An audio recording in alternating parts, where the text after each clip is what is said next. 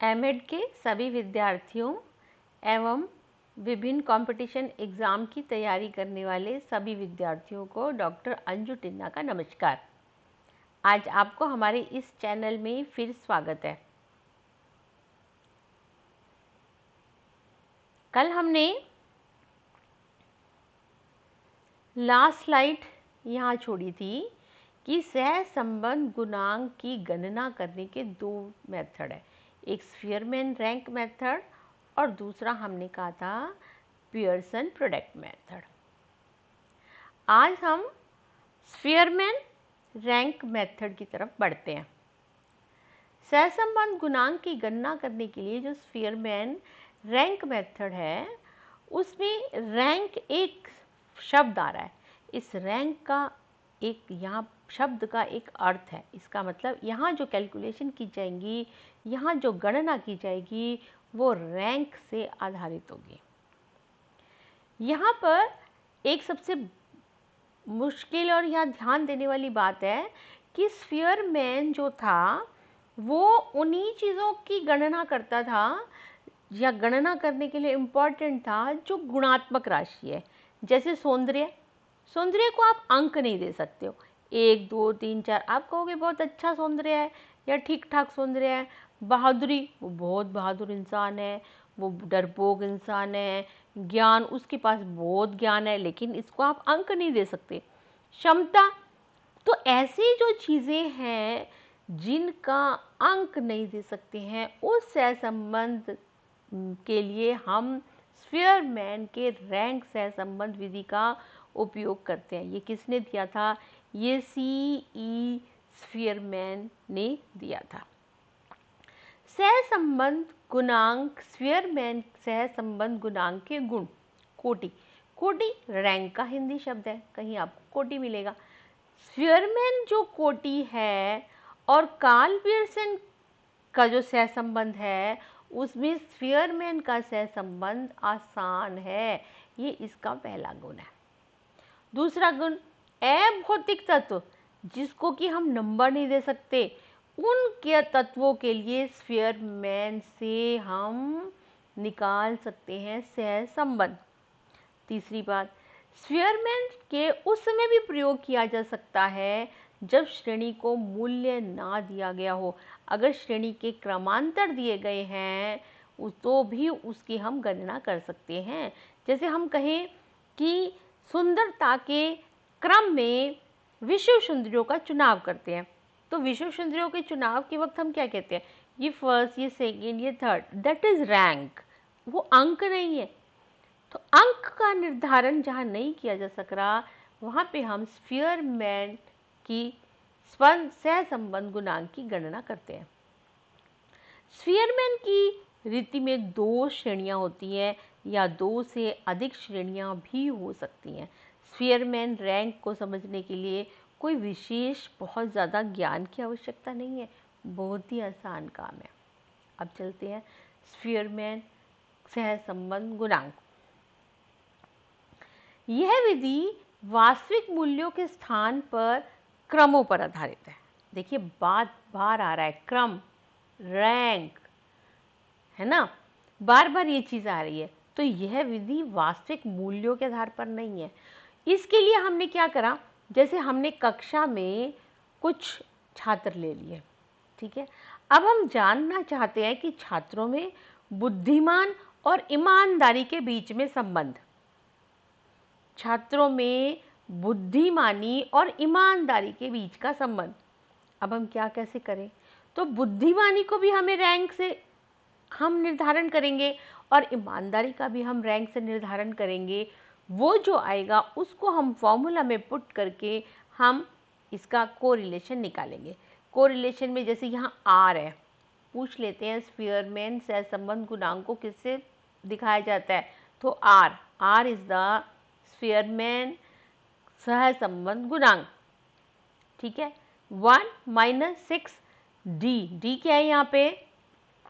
D है 2 के क्रमों का अंतर। 2 क्रमों का अंतर यानी 2 चीजें थी, एक ईमानदारी का रैंक था, एक बुद्धिमानी का रैंक था। उनके बीच का जो अंतर है वो d है और d स्क्वायर उसको स्क्वायर कर दिया गया है और n क्या है, अवलोकन की संख्या है। एज यूजुअल ये कहाँ से कहाँ तक होगा, -1 से r और r से +1, -1 से r और r से +1, या तो -1 के बराबर होगा या -1 से ज़्यादा होगा, या तो +1 के बराबर होगा या +1 से कम होगा। ये फॉर्मूला भी आपको याद रखना चाहिए। कई बार इसको इस तरीके से लिखा हुआ होता है जो कि अपन बार बार पढ़ चुके हैं कि ये +1 से -1 के बीच में रहता है, तो r कहाँ पर है, +1 और -1 के बीच में है, -1 से ज़्यादा है और +1 से कम है। ये बात हम पहले ही पढ़ चुके हैं कि यदि +1 है तो पूर्ण धनात्मक सहसंबंध है और -1 है तो पूर्ण ऋणात्मक सहसंबंध है और 0 है तो कोई भी सहसंबंध नहीं है। अब हम एक सवाल कर लेते हैं, ठीक है, इस सवाल की तरफ चलते हैं। यहाँ पे इस फॉर्मूला को मैंने दोबारा समझाने की कोशिश की थी कि R क्या है, यहाँ पे रैंक कोरिलेशन, D क्या है, श्रेणी का अंतर, दो श्रेणियों का अंतर, और N क्या है, यहाँ पे जोड़ों की संख्या, उनकी संख्या। ये एक सवाल है जिसमें हमारे को दो विद्यार्थी हैं, विद्यार्थियों की संख्या है 1 2 3 4 5 6 7 8 9 10। आप अपनी कॉपी साथ में ले लें और सामने अपनी कॉपी पे एक टेबल बना लें जिसमें 10 विद्यार्थी हैं। गणित में उन्होंने रैंक दी बच्चे को, ठीक है, पहले को उन्होंने 1 रैंक दी, 7वें वाले बच्चे को 2 रैंक दी, दूसरे वाले बच्चे को 3 रैंक दी, 5वें वाले बच्चे को 4 रैंक दी, चौथे वाले बच्चे को 5 रैंक दी, छठे को 6 दी, तीसरे को 7 दी और 10वें को 8 दी, 9 को 9 दी और 8 को 10 रैंक दी। यानी कि सबसे ज़्यादा इंटेलिजेंट बच्चा जो बच्चा लगा उनको गणित में अधिक नंबर लाने वाला, वो 10 रैंक किसको दी, 8 नंबर वाले बच्चे को दी, और सबसे कम किसको दी, 1 नंबर वाले बच्चे को दी। ऐसे ही सांख्यिकी के लिए उन्होंने क्या देखा, 2 को 1 रैंक दी, 10 को 2 रैंक दी, 1 को 3 रैंक दी, 3 को 4, 4 को 5, 5 को 6, फिर 7 को 7, 8 को 8 और 6 को 9 और 9 को 10। यानी 9 को उन्होंने 10 रैंक दी और 2 नंबर को 1 रैंक दी। ओके, ये टेबल आपने अपनी कॉपी में, मैं सोचती हूँ, बना ली होगी इसको देख करके। नहीं बनाई तो अपनी कॉपी में प्लीज़ बना लें। आगे बढ़ते हैं, सवाल की तरफ बढ़ते हैं। विद्यार्थियों की संख्या कितनी थी, 1 से लेकर 10 तक। ये रैंक दी थी उन्होंने गणित में, ये रैंक थी ना गणित में, 1 3 7 5 4 6, ये देखिए यही रैंक थी ना, 1 1 3 7 5 4 6 2 10 9 8। ये देखिए 1 3 7 5 4 6 2 10 9 8। ठीक है, इसमें देखिए सांख्यिकी में देखिए क्या रैंक थी, सांख्यिकी में देख लेते हैं क्या रैंक दी हुई थी, है ना, क्या रैंक थी, 3 1 4 5 6 9 7 8 10 2। यहाँ देख लेते हैं, देखिए 3 1 4 5 6 9 7 8 10 2। ओके, अब हमें डी निकालना है। डी हमने अभी क्या कहा था, कोटि का अंतर है, रैंक का अंतर है, क्रम का अंतर है। तो हमने क्या करना है, इसमें से R1 में से R2 घटाना है, R1 में से R2 को घटाना है। R1 यहाँ पे क्या है, 1 1 minus 3 minus 2, 3 minus 1 2, 7 minus 4 3, 5 minus 5 0, 4 minus 6 minus 2, 6 minus 9 minus 3, 2 minus 7 minus 5, 10 minus 8 2, 9 minus 10 minus 1 8 minus 2 6। ये हमारा रैंक डिफरेंस था। इस रैंक डिफरेंस का हमने टोटल कर लिया। ये टोटल कितना आया, कि यदि हम पॉजिटिव को अलग जोड़ेंगे और नेगेटिव को अलग जोड़ेंगे। ये पॉजिटिव है 2, 3, 5 और 2 7 और 6 13। अब माइनस को जोड़ लेते हैं, 5 और 1 6 और 3 9 और 2 11 और 2 13, तो टोटल कितना आ गया 0। 13 माइनस 13 0, यानी कि 13 ही तो इसके पॉजिटिव है और 13 ही इसके नेगेटिव है, तो इसलिए ये कितना हो गया 0 हो गया। ठीक बात है। अब इसका हमें क्या चाहिए फॉर्मूला में, D square, sigma d square. Sigma का मतलब होता है डी को जोड़ना है, डी स्क्वायर को जोड़ना है। जैसे दिस इज सिग्मा डी, ये क्या है सिग्मा डी। हमें क्या चाहिए सिग्मा डी स्क्वायर। तो हम क्या करेंगे, 2 का जब स्क्वायर करेंगे तो माइनस तो खत्म हो जाएगा, 2 दूनी 4, 2 दूनी 4, 3 तिया 9, 0 0, 2 दूनी 4, 3 तिया 9, 5 पंजे 25, 2 दूनी 4, 1 एकम 1, छिको मिको 36। अब यहाँ माइनस प्लस खत्म हो जाता है, आपको मैथमेटिक्स याद होगा, माइनस माइनस मल्टीप्लाई होते हैं तो प्लस हो जाते हैं, और प्लस प्लस मल्टीप्लाई होते हैं तो प्लस होते ही है। इनका हमने टोटल कर लिया, 4 4 8 और 9 17 और 4 23, 23 और 9 और 32, 32 और 5 37 और 20 57 58, 58 और 4 58 और 4 हो गए 58 50 और 60 60 और 36 हो गए 96। ये हो गया हमारा 96। यानी अब फॉर्मूले में आप पुट करिए r is equal to 1 minus sigma d square n into n square minus 1। ठीक है, 1 हो गया, 6 हो गया, 6 को वैसे की वैसे रख दिया। सिग्मा डी स्क्वायर हमारा क्या था 96, इसको हमने यहाँ पुट कर दिया। ठीक है, नंबर कितने थे टोटल 10, तो हमने क्या लिया ये 10 10 10 100 माइनस 1, तो 1 माइनस 6 इंटू 96 डिवाइडेड बाय 100 में से 1 गया 99, 10 इंटू 99। अब इसको हम कैलकुलेशन करते हैं तो हमारा ये आ जाता है, देख लीजिए कर कर 96 को यदि हम 6 से गुणा करेंगे तो कितना आएगा, छिको मिको 36, छिको मिको 36 6 आएगा, फिर 6 निम 54, 54 और 3 57, 576 ऊपर आएगा 576 डिवाइडेड बाय 990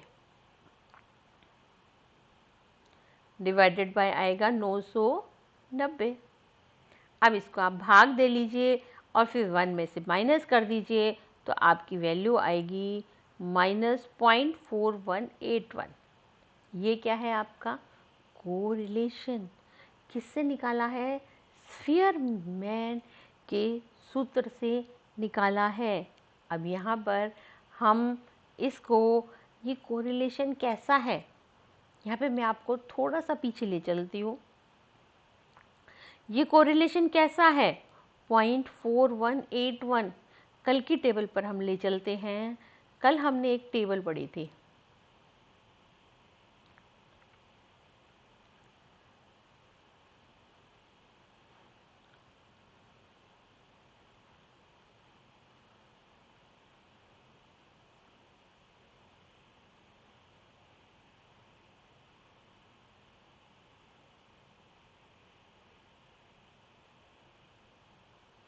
ये टेबल हमने कल देखी थी।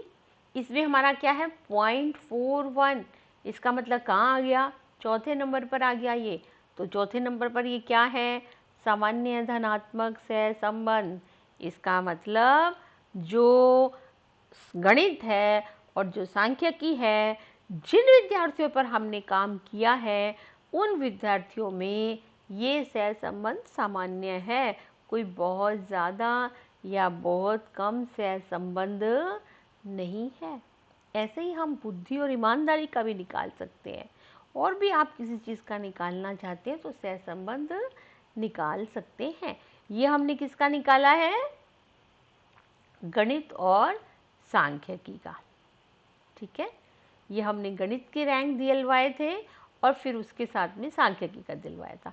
यदि आपके पास में रैंक नहीं दी गई है कृपया ध्यान दीजिए, यदि आपके पास में रैंक नहीं है और अंक है तो आपको अंकों को पहले रैंक में परिवर्तन करना पड़ेगा। ठीक है, ये एक सवाल एक और करते हैं।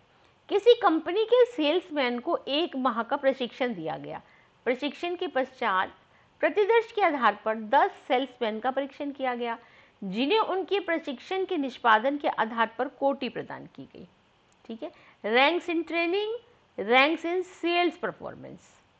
उसके पश्चात उन्हें अपने अपने क्षेत्र में नियुक्त किया। 6 महीनों के पश्चात उनके विक्रय के आधार पर उन्हें फिर कोटि दी गई। अब उनके बीच में संबंध निकालो कि जिसका फर्स्ट रैंक था, क्या वो सेल्स में भी फर्स्ट था, क्या इनका सह संबंध हमें कॉमन निकालना है, जनरलाइजेशन करना है यहाँ पर। तो जनरलाइजेशन करने के लिए हम क्या करेंगे, इनको सह संबंध से पता लगाएंगे। ठीक है, हमने रैंक दी थी ट्रेनिंग के दौरान, 2 वाले को 1 दी थी, कॉपी आपके पास में होगी, प्लीज़ कॉपी में लिखें। 8 वाले को 2 दी, 9 वाले को 3 दी, 10 को 4 दी, 4 को 5 दी, 5 को 6 दी, 1 को 7 दी, 6 को 8 दी, 7 को 9 दी और 3 को 10 दिया। उसके बाद उन्होंने बिक्री करी। बिक्री करने के बाद उनको फिर रैंक दी गई। रैंक कैसे मिली, 9 को 1 मिली, 8 को 2 मिली, 2 को 3 मिली, 4 को 5 मिली, 10 को 5 मिली, 1 को 6 मिला, 7 को 7 मिला, 5 को 8 मिला, 3 को 9 मिला और 6 को 10 मिला। ये रैंक मिली। क्या मिली है, रैंक्स मिली है। अब हम इसमें कोरिलेशन निकालते हैं। एज यूजुअल कोरिलेशन निकालने के लिए पहले क्या करें, हमने सेल्समैन के नंबर लिख दिए। सेल्समैन के बाद में हमने जो पहले ट्रेडिंग के दौरान रैंक दी थी उसको लिख दिया, फिर जो सेल्स के दौरान उनको रैंक मिली थी उनको लिख दिया। ये x था, ये y था, दोनों में अंतर निकालना है हमको। 7 - 6 1, 1 - 3 -2, 10 - 9 1, 5 - 4 1, 6 - 8 -2, 8 - 10 -2, 9 - 7 2, 2 2 0, 3 1, 3 - 1, देखो यहाँ गलत लिखा हुआ, 3 - 1 2 और 4 - 5 -1। ठीक है, अब इसका हम क्या करेंगे, स्क्वायर करेंगे। 1 का स्क्वायर 1, 2 का स्क्वायर 4, 1 का स्क्वायर 1, 1 का स्क्वायर 1, 2 का स्क्वायर 4, 2 का स्क्वायर 4, 2 का स्क्वायर 4, 0 का 0, 2 का 4। ये यहाँ पर सही लिखा है क्योंकि यहाँ पर हमने स्क्वायर निकालना था। तो यहाँ 2 आएगा, 2 का स्क्वायर 4 और 1 का 1, इनका जोड़ लेते हैं। 4 और 1 5, 6 7 और 4 11 और 4 15, 15 और 4 19 और 1 20 और 4 24, इसका टोटल आ गया 24। अब इसको फॉर्मूले में पुट कर देते हैं। 1 - 6 सिग्मा डी स्क्वायर, 1 - 6 24 कहाँ आना है, sigma d square. Sigma d square is the 24, है ना। तो हमने यहाँ 24 पुट कर दिया। एन चाहे तो हमने एन ब्रैकेट शुरू एन स्क्वायर -1 लिखा था, चाहे इन्होंने ब्रैकेट हटा के लिख दिया एन स्क्वायर -1, क्योंकि इसमें भी क्या होगा, एन जब हम बाहर कॉमन आएगा तो एन स्क्वायर -1 ही आ जाएगा। ठीक है, अब यहाँ पर देखिए इसको हम सॉल्व करते हैं।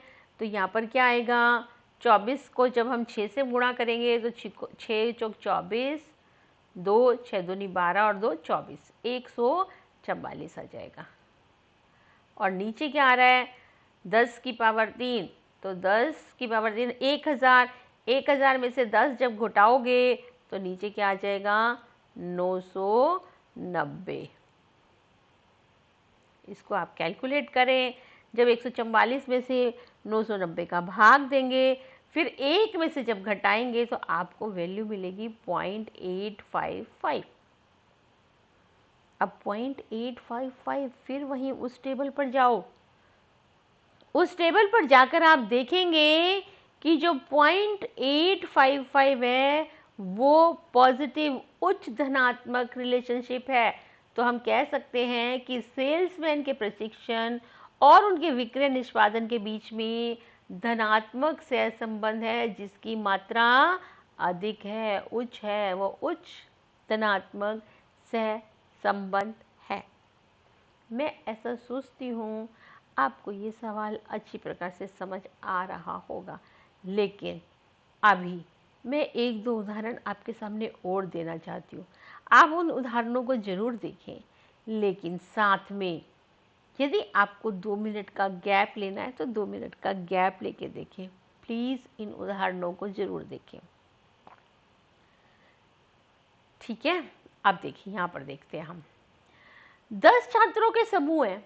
Roll number 21, 22, 23, 24, 25, 26, 27, 28, 29, 30।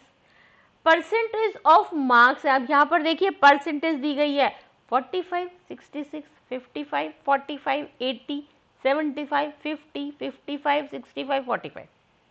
यहाँ पे percentage of marks in accountancy दिया गया है 70, 81, 75, 75, 70, 85, 65, 80, 45, 60। अब आप यहाँ क्या करेंगे? यहाँ तो कोटि नहीं है ना, कोटि नहीं है तो हमें क्या करना पड़ेगा? हमें इसको पहले कोटि प्रदान करना पड़ेगा। अब यहाँ पे एक बात और भी बताने वाली है। वो क्या बताने वाली है? जब हमारा मार्क्स 45 है ना, और हाईएस्ट मिनिमम हमारा 45 है और हाईएस्ट हमारा क्या है 80 है। हाईएस्ट हमारा क्या है 80 है ना, हाँ बिल्कुल सही बात है 80 है। तो इस 80 को हम क्या करेंगे? एक रैंक दे दिया। 80 के बाद में 75 है, इसको हमने क्या करा? 2 रैंक दे दिया। 75 के बाद में क्या है? 66 है, इसको हमने 3 रैंक दे दिया। 66 के बाद में कितना है? 55 नहीं 60 है, 60 है। 60 को हमने 4 रैंक दे दिया। 60 के बाद में कितना है? 55 है। अब देखिए 55 2 जगह पर है, यहाँ पर ये बात ध्यान कर लो, 55 2 जगह पर है। इसका मतलब 55 की यदि एक रैंक होती तो 5 होती, दूसरी रैंक होती तो 6 होती। तो हम इसको क्या करेंगे? 5 और 6 का योग करेंगे। 5 + 6 11, 5 + 6 11 बटे 2 बटे कितना देंगे? 2। तो इसको हम कितनी रैंक देंगे? 5.5, और इसको भी हम कितनी रैंक देंगे? 5.5। अब 5 और 6 रैंक चली चुकी है। अब जब 50 नंबर आएंगे तो आपको कितनी रैंक देनी है? 7। 50 के बाद में कितना आएगा? 45। 45 में फिर वही बात है, ये 45 भी 2 नंबर पर है। तो कौन सा नंबर था इनका? 45 का 3 नंबर है। आप देखिए 3 रैंक है 45 की। तो कौन कौन सी रैंक थी? 45 कहाँ तक आ चुकी थी? 7 तक आ चुकी थी। तो 8, 9 और 10, 8, 9 और 10 कितने हुए? 10 और 9 19 और 8 19 और 8 27।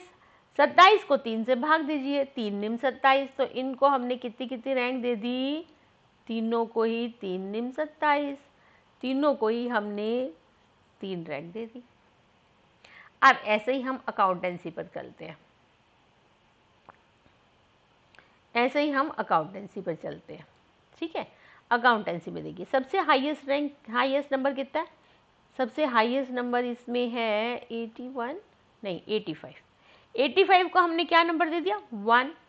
85 के बाद 81, 81 को क्या दे दिया? 2। 81 के बाद में 80, 80 को हमने दे दिया 3।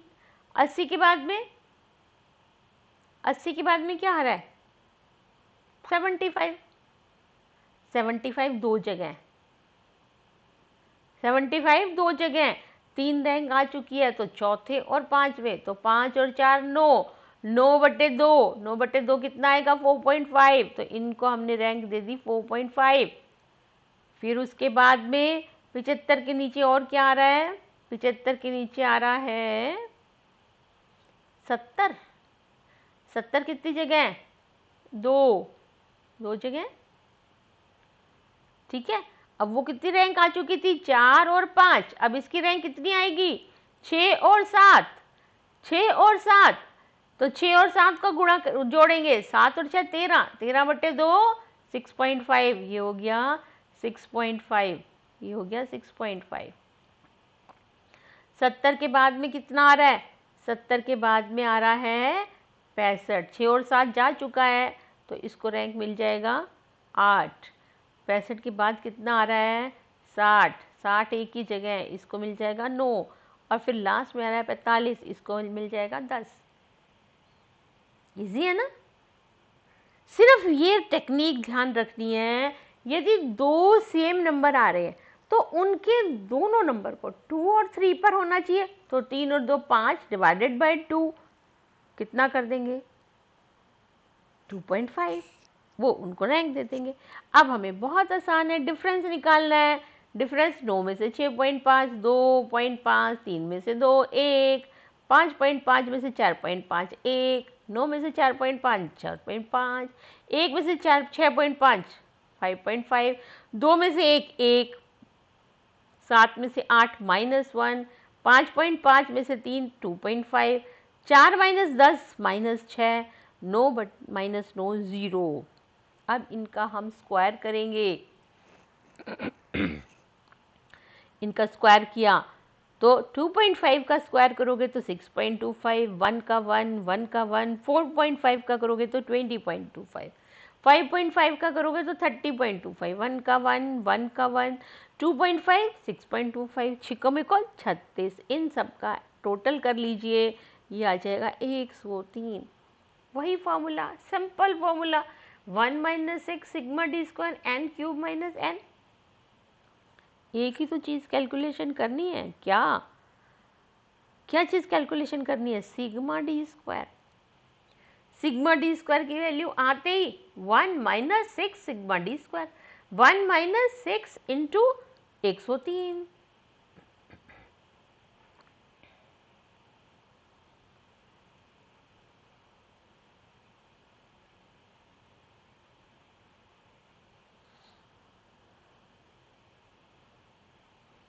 यहाँ कितना हो जाएगा?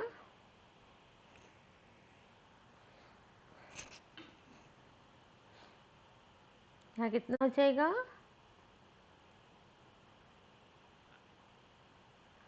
ये हो जाएगा 6 × 18,